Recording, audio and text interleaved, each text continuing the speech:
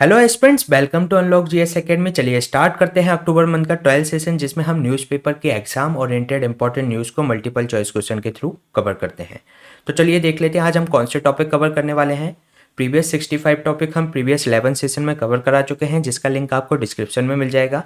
आज हम बात करेंगे लिविंग प्लेनेट रिपोर्ट 2022 के बारे में। देन हम देखेंगे सॉलिड वेस्ट मैनेजमेंट रूल 2016 के बारे में।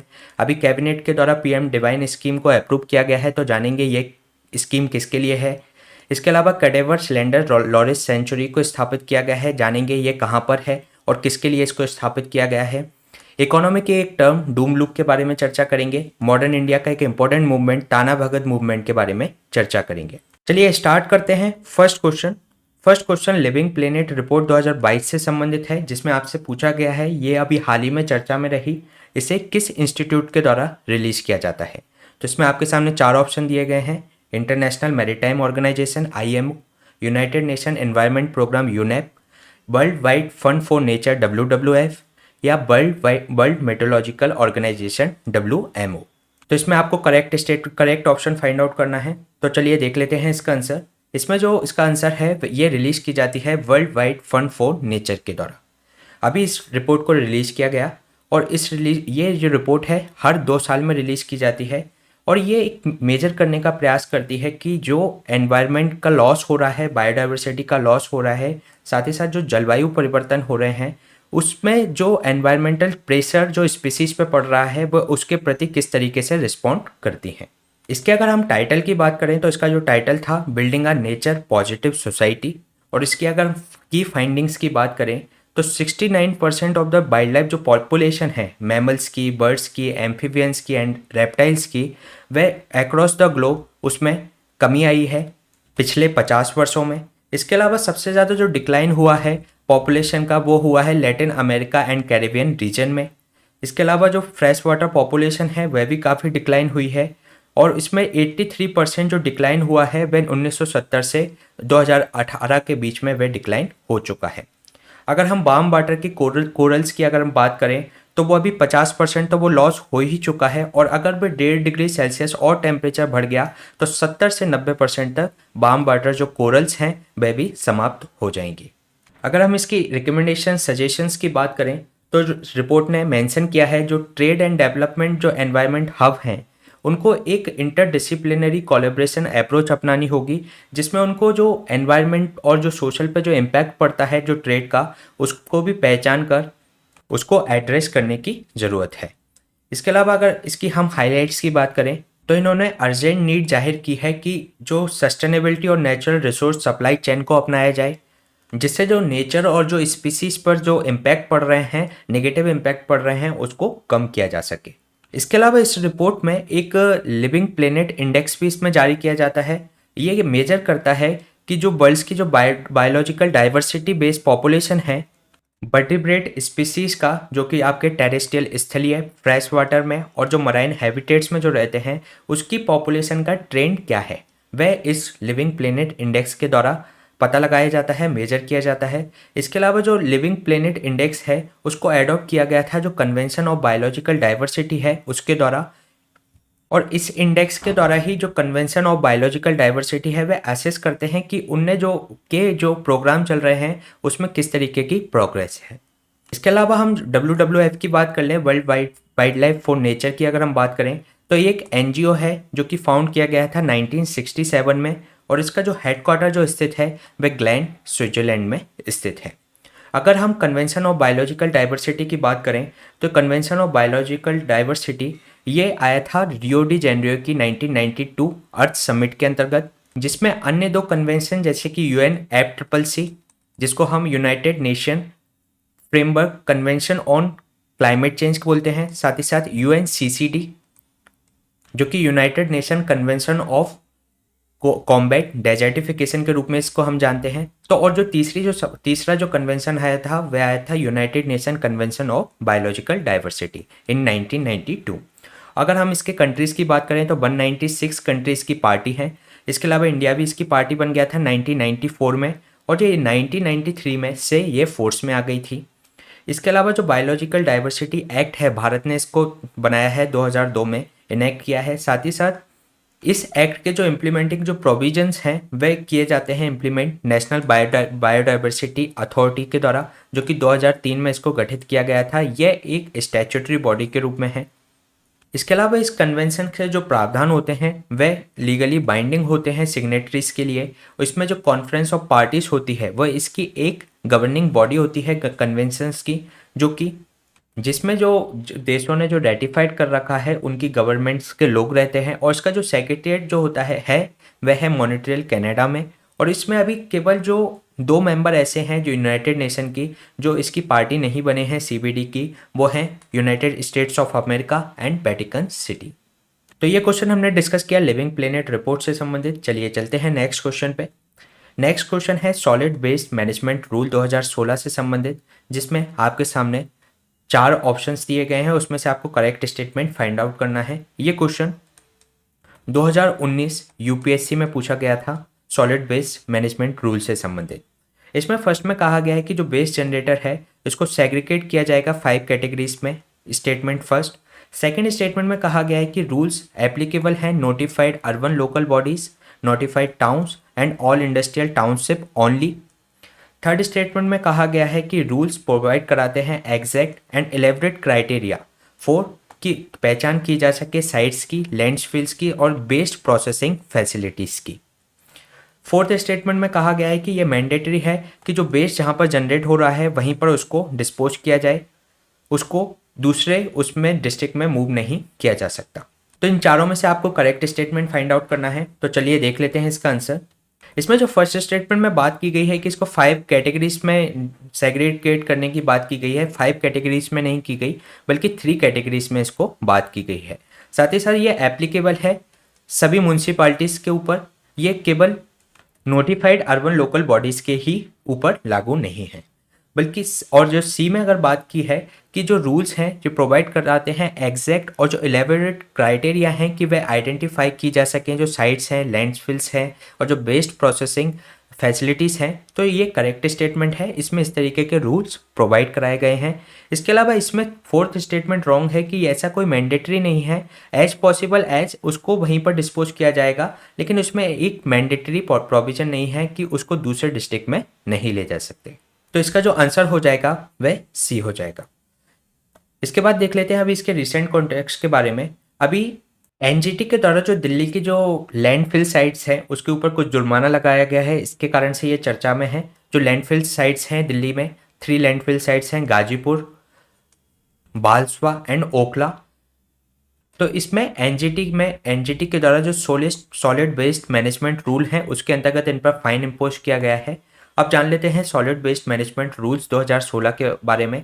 ये एनवायरनमेंट प्रोटेक्शन एक्ट 1986 के अंतर्गत इसको स्थापित किया गया था, जो ये कहता है कि जो नॉन रिसाइकलेबल हैं और जो नॉन बायोडिग्रेडेबल हैं, जो कि बायोडिग्रेड नहीं किया जा सकता उन्हें, साथ ही साथ जो नॉन कम्बिसिबल जो वेस्ट हैं वही सैनिटरी लैंडफिल साइट्स पर जा सकते हैं। अनदर प्रोडक्ट को आप सैनिटरी लैंडफिल साइट्स पर नहीं भेज सकते। तो इसी के कारण से ये जो 3 साइट्स हैं गाजीपुर, बलासपा एंड ओखला, उन पर फाइन इम्पोज किया गया है एनजीटी के द्वारा।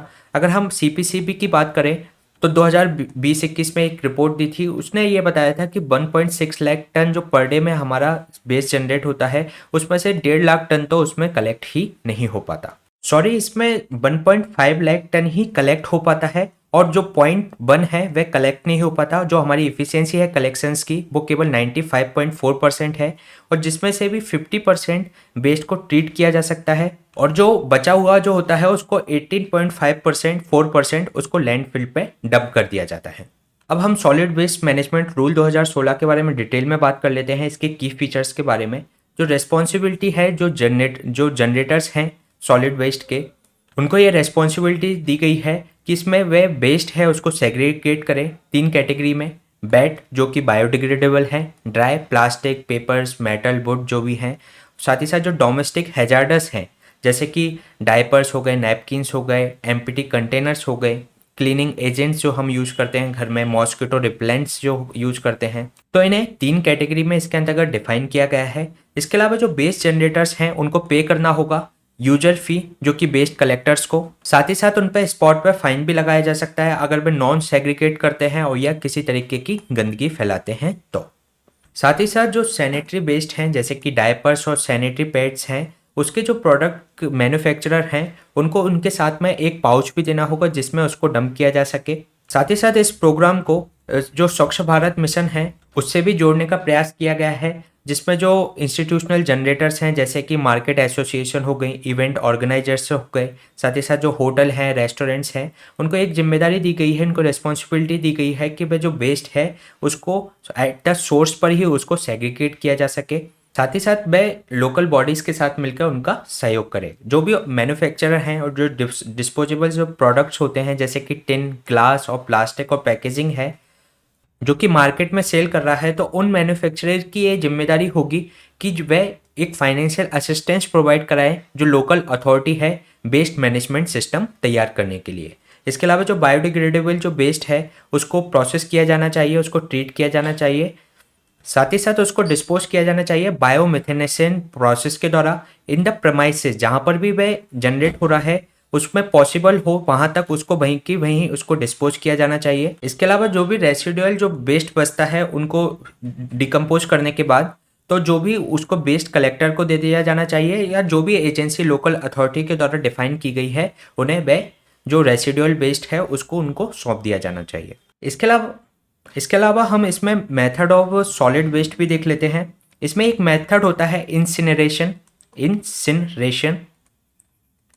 इस मेथड के अंतर्गत क्या होता है कि जो ऑर्गेनिक मटेरियल है उसको कंबस्ट किया जाता है, उसको जलाया जाता है और उससे हीट तैयार की जाती है और उस हीट से इलेक्ट्रिसिटी जनरेट की जाती है।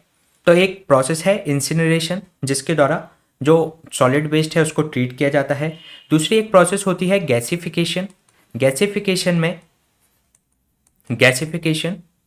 इसमें ट्रीट किया जाता है ऑर्गेनिक और जो फॉसल वेस्ट कार्बोनेसियस जो मटेरियल होते हैं उनको इसके अंतर्गत ट्रीट किया जाता है। इसमें टेम्परेचर काफ़ी हाई रखा जाता है, लगभग 700 डिग्री सेल्सियस तक, और इसको जो सॉलिड मटेरियल होता है उसको गैसियस में कन्वर्ट कर दिया जाता है जैसे कि CO2, कार्बन मोनोऑक्साइड और हाइड्रोजन गैसेस में, और इसमें कंबशन नहीं किया जा सकता और ये होता है ऑक्सीजन की एब्सेंस में, ये ऑक्सीजन की उपस्थिति में होता है, एब्सेंस में नहीं। इसके बाद हम बात करते हैं पायरोलिसिस की। पायरोलिसिस भी एक मेथड है जिसके द्वारा सॉलिड वेस्ट को ट्रीट किया जाता है। इसको जो मटेरियल होता है जो वेस्ट है उसको हाई टेम्परेचर पर ट्रीट किया जाता है और इसमें जो उपयोग करते हैं ये एब्सेंस ऑफ O2 में होता है, जबकि जो गैसिफिकेशन जो हमने प्रोसेस की बात की थी वो ऑक्सीजन की उपस्थिति में होती है। तो ये मेथड है सॉलिड वेस्ट को ट्रीट करने के लिए। ये क्वेश्चन हमने डिस्कस किया सॉलिड वेस्ट रूल 2016 से संबंधित। चलिए चलते हैं नेक्स्ट क्वेश्चन पे। Next question PM divine scheme से संबंधित है जिसके रिगार्डिंग आपको 3 स्टेटमेंट दिए गए हैं। फर्स्ट स्टेटमेंट में कहा गया है कि ये अनाउंस की गई थी यूनियन बजट 2022-23 में जो डेवलपमेंट गैप्स हैं नॉर्थ ईस्ट रीजन के उनको को एड्रेस करने के लिए। सेकेंड स्टेटमेंट में कहा गया है कि जो इम्प्लीमेंट की जाएगी ड्यूरिंग जो 15 फाइनेंस कमीशन के जो 4 ईयर्स हैं उसमें। साथ ही साथ जो स्कीम है थर्ड स्टेटमेंट में कहा गया है कि स्कीम जो इम्प्लीमेंट की जा रही है ministry of road transport and highways के द्वारा इसको इम्प्लीमेंट किया जा रहा है। तो इसमें आपको करेक्ट स्टेटमेंट फाइंड आउट करना है। तो चलिए देख लेते हैं इसका आंसर। इसमें जो फर्स्ट स्टेटमेंट में बात की गई है कि इस स्कीम को अनाउंस किया गया था 2022-23 के बजट में और जो डेवलपमेंट गैप्स हैं नॉर्थ ईस्ट रीजन के उसको एड्रेस करने के लिए, तो ये करेक्ट स्टेटमेंट है। सेकंड स्टेटमेंट में जो बात की गई है कि जो 15 फाइनेंस कमीशन के रिमेनिंग जो 4 ईयर्स रह गए हैं उसमें इसको इम्प्लीमेंट किया जाएगा, तो ये करेक्ट है। लेकिन जो थर्ड स्टेटमेंट में जो बात की गई है कि जो ये इम्प्लीमेंट की जा रही है ministry of road transport and highways के द्वारा, तो ये मिनिस्ट्री ऑफ डोनर के द्वारा इसको इम्प्लीमेंट किया जा रहा है, ना कि रोड एंड ट्रांसपोर्ट के द्वारा, मिनिस्ट्री ऑफ डोनर के द्वारा, यानी कि ministry of department of north east region. तो इसका जो आंसर हो जाएगा वह हो जाएगा C1 and 2 ओनली। चलिए देख लेते हैं इसके बारे में। जो PM डिवाइन स्कीम है अनाउंस की गई थी यूनियन बजट 2022-23 में और इसको जो डेवलपमेंट गैप्स हैं नॉर्थ ईस्ट रीजन के उसके एड्रेस करने के लिए की गई थी। अभी कैबिनेट के द्वारा इसको अप्रूवल दे दिया गया है।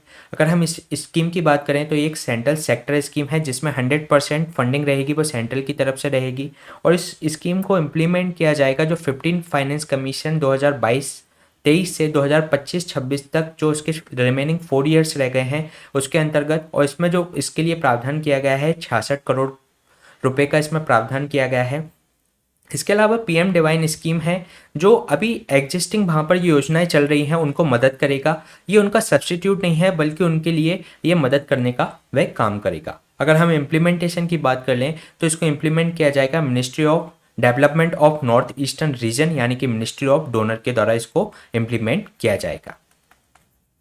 इसके अलावा अगर हम इस स्कीम के ऑब्जेक्टिव्स की बात करें तो वहाँ पे जो इंफ्रास्ट्रक्चर हैं उनको फंड प्रोवाइड कराना, साथ ही साथ जो सोशल डेवलपमेंट प्रोजेक्ट वहाँ चल रहे हैं नॉर्थ ईस्ट रीजन में उनको सपोर्ट प्रोवाइड कराना, और जो वहाँ की जो आजीविका संबंधित जो एक्टिविटी हैं और यूथ और वुमेंस के लिए उनको इनेबल करना, और जो विभिन्न सेक्टर में वहाँ पर जो डेवलपमेंटल गैप्स हैं उनको फिल करने का ये स्कीम काम करेगी।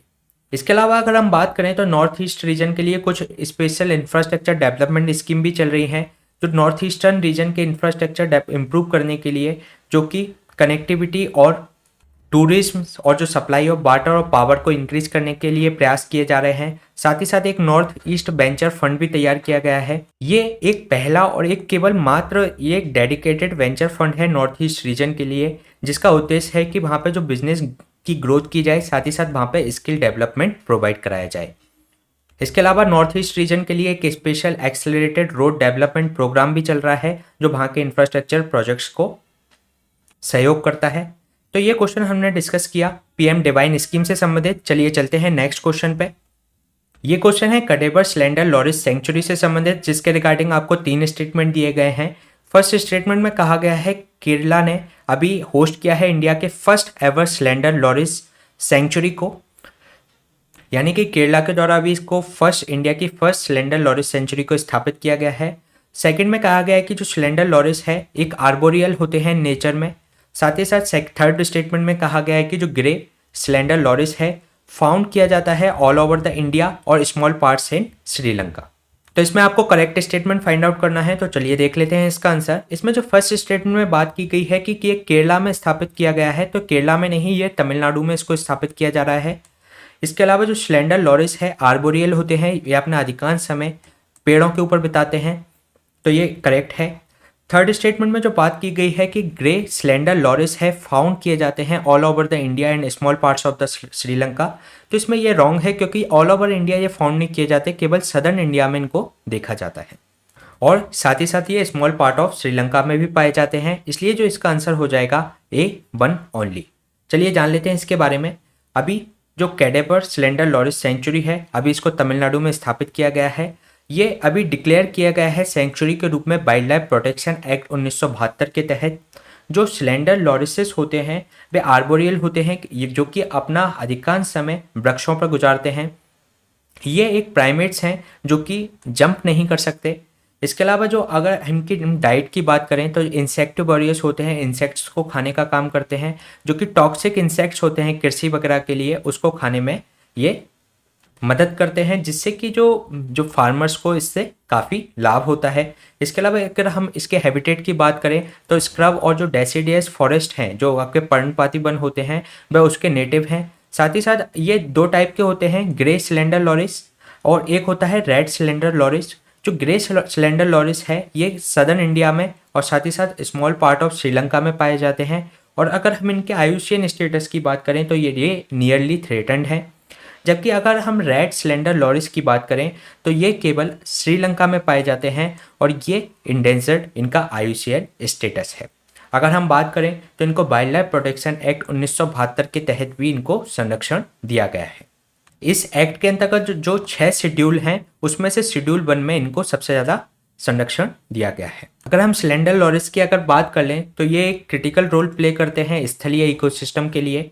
साथ ही साथ ये एग्रीकल्चर के लिए काफ़ी हेल्पफुल होते हैं क्योंकि ये कंज्यूम कर लेते हैं जो हार्मफुल जो वो इंसेक्ट्स होते हैं फार्मिंग के लिए, उनको ये कंज्यूम करने का काम करते हैं। इसके अलावा जो स्पीसीज है ये अभी काफ़ी इसकी कम स्टडीज़ की गई है और इसको पोच किया जाता है। पोच इसलिए किया जाता है क्योंकि वहाँ के लोगों का यह मानना है कि इसके पास कोई मैजिकल पावर होती है, इसके कारण से इसको पकड़ा जाता है। साथ ही साथ इसकी हंटिंग की जाती है। इसके अलावा ये इसके जो हैबिटेट लॉस हुआ है, जो अकेसिया के ट्री थे वो लॉस हुए हैं, तो इसके कारण से इसका हैबिटेट लॉस होने के कारण भी ये खतरे में है और इसका जो हैबिटेट है काफ़ी टूट चुका है, फ्रैगमेंटेड हो चुका है।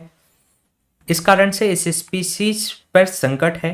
इसके अलावा पिछले कुछ समय में ये तो स्लेडर लॉरिस सेंचुरी को स्थापित किया। पिछले 15 महीनों में तमिलनाडु के द्वारा कुछ और सेंचुरी को स्थापित किया गया है, कंजर्वेशन प्रोजेक्ट को स्थापित किया गया है, जिसमें से फर्स्ट डुगोंग कंजर्वेशन रिजर्व स्थापित किया गया था पाक वे में। साथ ही साथ नानजरायन टैंक बर्ड सेंचुरी स्थापित की गई थी तिरुपुर में, एंड द काजुवली बर्ड सेंचुरी जो बिल्लुपुरम में स्थापित की गई थी। इसके अलावा इसका जो तमिलनाडु का 5th एलिफेंट रिजर्व को भी स्थापित किया गया था, जो कि अगस्त मलाई में इसको तिरुनेलवेली डिस्ट्रिक्ट में इसको स्थापित किया गया था। तो ये बात की हमने स्लेंडर लॉरिस सेंचुरी के बारे में। चलिए चलते हैं नेक्स्ट क्वेश्चन पे। नेक्स्ट क्वेश्चन एक इकोनॉमी की टर्म डूम लूप से संबंधित है, जिसके रिगार्डिंग आपको 2 स्टेटमेंट दिए गए हैं। फर्स्ट स्टेटमेंट में कहा गया है कि जो डूम लूप है एक वल्नरेबिलिटी का सर्कल होता है, सर्कल ऑफ वल्नरेबिलिटी होता है, जिसमें कंट्री की जो बैंकिंग सिस्टम है वह सीवियरली इफेक्ट होते हैं, जो कि इकोनॉमी में वॉलेटिलिटी होती है उसके कारण। यानी कि जो बैंकिंग सिस्टम है वो अर्थव्यवस्था में वॉलेटिलिटी के कारण, उसमें अस्थिरता के कारण इसका इम्पैक्ट होता है। सेकंड स्टेटमेंट में कहा गया है कि जो कंट्री जो देशों के जो सेक्टर हैं वह एक दूसरे से काफ़ी जुड़े रहते हैं, तो वह उस पर रिस्क ज़्यादा होता है डूम लूप का, जब भी इकोनॉमी में किसी भी तरीके का शॉक आता है तब।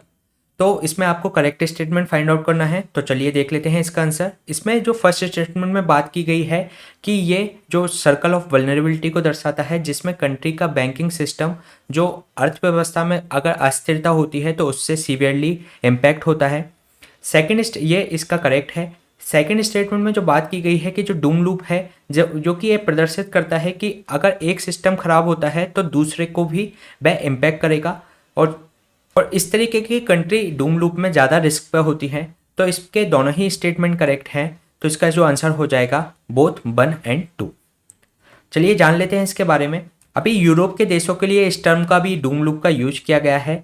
इसको अगर हम इस डायग्राम के थ्रू समझने की कोशिश करें तो इस लूप में अगर हम इस चरण से बात करते हैं कि इकोनॉमी और एसेट्स की अगर प्राइस कम हो जाती है और ग्रोथ उसकी स्लो है, तो क्या होगा, जो इन्वेस्टर्स होंगे, जो पीपल्स ने इन्वेस्ट कर रखा होगा, वह उस फाइनेंशियल इंस्टीट्यूशन से भागने लगेंगे और उससे अपना पैसा निकालने लगेंगे। इसके कारण से क्या होगा, जो फाइनेंशियल एसेट्स होंगे उनके दाम गिर जाएंगे, क्योंकि इसमें जो इन्वेस्टर्स होंगे लगातार अपने एसेट्स को बेचते रहेंगे, जिसके कारण से उनकी डिमांड ज़्यादा होने के कारण उनकी प्राइस लो हो जाएगी, जिसके कारण से जो एसेट्स की प्राइस होगी वह उसकी डिमांड कम हो जाने के कारण उसकी प्राइस और ज़्यादा बाद में गिरेगी। इसके अलावा जो लोग होंगे मार्केट सिचुएशन के देखकर आगे स्पेंड नहीं करेंगे, और स्पेंड नहीं करेंगे तो बैंक उनको लोन भी नहीं देगा, जिसके कारण देश में इकोनॉमिक एक्टिविटी रुक जाएगी और जो इकोनॉमिक ग्रोथ है देश की वह कम होने लगेगी। इसके अलावा जो हमारे जो फाइनेंशियल इंस्टीट्यूशन होंगे वह काफ़ी वीक दिखने लगेंगे, और फिर वही सिचुएशन फिर से स्टार्ट हो जाएगी कि उनके वो इंस्टीट्यूशन वीक दिखेंगे, जिसके कारण से उनके इकोनॉमिक एसेट्स की ग्रोथ स्लो होगी, फिर से पीपल तो इस तरीके की सिचुएशंस में डूम लूप में वह कंट्री फंस जाती है, और उसके जो एक सेक्टर का इम्पैक्ट है उसके अदर सेक्टर्स पर भी उसमें देखने को मिलता है। अगर हम बात कर लें, अभी कुछ इकोनॉमिक टर्म्स भी अभी चर्चा में रही, तो उनके बारे में भी हम इसमें देख लेते हैं। एक बैंक रन एक इकोनॉमी टर्म चर्चा में रही। अभी जो 3 इकोनॉमिस्ट को जो नोबेल प्राइज से सम्मानित किया गया है, तो उन्होंने इस टर्म को हाईलाइट किया था। बैंक रन एक ऐसी स्थिति होती है जिसके अंतर्गत जो क्लाइंट्स होते हैं बैंक के, वह अपनी मनी को लेकर जो उन्होंने बैंक में जमा कर रखी है वह उसकी डिमांड करने लगते हैं, और वह ऐसा इसलिए करते हैं क्योंकि उनको ऐसा लगता है कि फ्यूचर में किसी भी तरीके की कोई रेस्ट्रिक्शन बैंक के द्वारा उन पर लगाई जा सकती है। अगर हम 1930 के इकोनॉमिक क्राइसिस की बात करें तो उस टाइम पे भी ये जो स्थिति आई थी वह भी बैंक रन के कारण आई थी। इसके अलावा जो इकोनॉमिस्ट हैं वह कंट्री के वे ये कहते हैं कि जो हमारे जो DICGC के द्वारा जो डिपॉजिट का इंश्योरेंस दिया जाता है 5 लाख तक के रुपए का, तो वह एक ट्रस्ट डेवलप करता है जो कस्टमर्स के बीच में, और जो बैंक रन की सिचुएशंस है उसको रोकने का प्रयास करता है। अगर हम इसके थ्रू हम फ्लो चार्ट्स के थ्रू समझना चाहें तो जो बैंक्स हैं उनको अगर लगेगा, जो कस्टमर्स हैं बैंक्स के, उनको अगर लगेगा कि इसके हाई चांस है बैंकरप्ट होने के, साथ ही साथ मार्केट पोजीशन काफ़ी डिटोरिएट होती जा रही है, ख़राब होती जा रही है, तो वह क्या करने लगेंगे कि वह अपने जो डिपॉजिट्स होंगे बैंक के अंतर्गत उनको निकालने लगेंगे, जिससे ये सिचुएशन क्या कहलाती है, बैंक रन की सिचुएशन कहलाती है। जिससे क्या हो जाएगा, बैंक के पास कैश की शॉर्टेज हो जाएगी और बैंक उस इंसॉल्वेंसी की स्थिति में चला जाएगा। तो ये टर्म हमने बैंक रन से रिलेटेड टर्म हमने डिस्कस की। इसके अलावा एक टर्म और है रिवर्स ऑक्शन। ये गवर्नमेंट ने अभी जो विंड और सोलर के प्रोजेक्ट्स के लिए एक रिवर्स ऑक्शन का यूज किया जाता था उसको स्क्रैप कर दिया है, उसको हटा दिया है। इसमें क्या होता है कि जैसे ये एक फॉरवर्ड ऑक्शन की अगर हम बात कर लें तो इसमें एक सेलर्स है और कई सारे बायर्स हैं। तो इसमें एक बिड लगाई जाती है, जो भी इसमें ना सबसे ज़्यादा रुपए में उसको खरीदने के लिए बिड लगाएगा, हाईएस्ट प्राइस देगा, तो सेलर्स उसको अपना सामान बेच देगा या प्रोडक्ट उसको सेल कर देगा। लेकिन रिवर्स ऑक्शन में क्या होता है, कई सारे सेलर्स होते हैं और बायर्स केवल एक ही है। तो इसके कारण से जो सेलर्स इस बायर्स को कम दाम पर अपना प्रोडक्ट बेचेगा तो वह उसको बायर्स के द्वारा प्रेफर किया जाएगा और इसमें सेलर्स के द्वारा लोएस्ट प्राइस इसमें बिड की जाती है। तो और इसे ही रिवर्स ऑक्शन के रूप में जाना जाता है। ये हमने कुछ इकोनॉमिक की टर्म्स अभी रिसेंट में चर्चा में थी उसको डिस्कस किया। चलिए चलते हैं नेक्स्ट क्वेश्चन पे। नेक्स्ट क्वेश्चन ताना भगत मूवमेंट से संबंधित है, जिसके रिगार्डिंग आपको 3 स्टेटमेंट दिए गए हैं। फर्स्ट स्टेटमेंट में कहा गया है कि जो ताना भगत है एक ट्राइबल कम्युनिटी है जो कि मेनली फाउंड की जाती है महाराष्ट्र में। सेकंड में कहा गया है कि इनने अपोज किया था गांधी जी की आइडियोलॉजी को और साथ ही साथ जो नॉन वायलेंट रेजिस्टेंस की जो गांधी जी बात करते थे उसको इन्होंने अपोज किया था। थर्ड स्टेटमेंट में कहा गया है कि इनका जो मूवमेंट था एंटी जमींदारी मूवमेंट था। तो इसमें आपको करेक्ट स्टेटमेंट फाइंड आउट करना है। तो चलिए देख लेते हैं इसका आंसर। इसमें जो फर्स्ट स्टेटमेंट है ये रॉन्ग है, क्योंकि ये महाराष्ट्र की नहीं बल्कि झारखंड की कम्युनिटी है। सेकंड में जो बात की गई है कि इनने अपोज नहीं किया था गांधी जी की आइडियोलॉजी को बल्कि उस आइडियोलॉजी को अपनाया था, तो ये भी रॉन्ग स्टेटमेंट है। थर्ड स्टेटमेंट में ये जो मूवमेंट था एंटी जमींदारी मूवमेंट था, तो ये करेक्ट स्टेटमेंट है, इसलिए इसका जो आंसर हो जाएगा 3 ओनली। चलिए जान लेते हैं इसके बारे में। अभी ये जो कॉलोनियल पीरियड के समय, जो ब्रिटिश साम्राज्य के समय क्या हुआ था कि जो ट्राइबल अपराइजिंग हुई थी और उन ट्राइबल अपराइजिंग्स में जो ताना भगत मूवमेंट्स भी एक काफ़ी महत्वपूर्ण था। इसमें जो रिलीजियस था इनिशियल स्टेट पे, लेकिन बाद में इसने पॉलिटिकल ऑब्जेक्टिव्स को भी टारगेट किया। इसके अलावा जो इसमें देखा जाता है कि जो बिरसा मूवमेंट हुआ था उसके एक्सटेंडेड पार्ट के रूप में इसको देखा जाता है। जो ताना भगत मूवमेंट था ये स्टार्ट हुआ था 1914 में, और ये जात्रा भगत लीडर के द्वारा इसको स्टार्ट किया गया था। बेसिकली जो ताना भगत मूवमेंट था वो स्टार्ट हुआ था जो इविल प्रैक्टिसेस, जो बेकार प्रैक्टिसेस इस कम्युनिटी के ओरान कम्युनिटी के द्वारा की जाती थी उनको दूर करने के लिए किया गया था छोटा नागपुर रीजन में। साथ ही साथ ये जो जमींदार की जो पॉलिसी थी उस जो उनको एक्सप्लॉयटेशन करते थे, जो वहाँ की कम्युनिटी का शोषण करते थे, उनके खिलाफ इसको शुरू किया गया था। इसके अलावा इन जो कम्युनिटी के लोग थे इन्होंने नॉन वायलेंट तरीका अपनाया, अहिंसा का रास्ता अपनाया, और साथ ही साथ ये मूवमेंट को अहिंसात्मक रूप से इसको चलाया गया। और साथ ही साथ जो महात्मा गांधी का प्रभाव इस मूवमेंट पर काफ़ी अधिक था। इसकी बात कर लें कि रीजन्स की अगर बात कर लें तो ये जो स्टार्टिंग जब इस आंदोलन की हुई थी 1914 में, तो जात्रा भगत ने ये अनाउंस किया कि उनके जो गॉड धर्मेश होते हैं ओरियन कम्युनिटी के, तो उनके द्वारा ये कहा गया है कि इस रिलीजन में जो भी ओरियन कम्युनिटी की जो रिलीजन में जो भी इविल प्रैक्टिसेस हो रही हैं, जो एनिमल सेक्रीफाइसेस किए जाते हैं या गोस्ट हंटर का जो काम करते हैं, तो उसको दूर किया जाना चाहिए। तो स्टार्टिंग में ये जो मूवमेंट था वह रिलीजियस था। साथ ही साथ ये जो जमींदार जो कि वहाँ की कम्युनिटी का शोषण करते थे उनके खिलाफ ये आंदोलन शुरू किया गया था। और जो ओरन जो पीपल्स थे उनको फोर्स्ड और अनपेड लेबर्स के रूप में काम करवाया जाता था लैंडलॉर्ड्स के द्वारा, तो इसके खिलाफ ये आंदोलन शुरू हुआ था। स्टार्टिंग में ये रिलीजियस था लेकिन बाद में ये पॉलिटिकल एक्टिविटी से भी ये आंदोलन जुड़ गया।